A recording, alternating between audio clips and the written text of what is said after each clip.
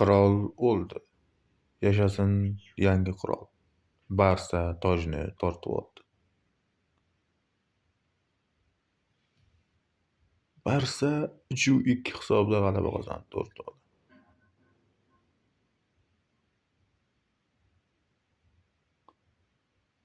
Har doimgidek o'zini iste'dodlariga, yoshlarga tayanib.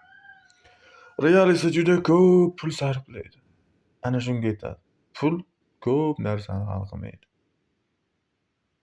Pul, shon-shuhrat,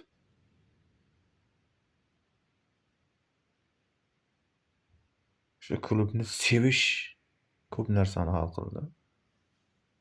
Yoshlarga e'tibor, o'sha sevgiga nisbatan, o'sha klubparvarlikka nisbatan. Ana shunaqa.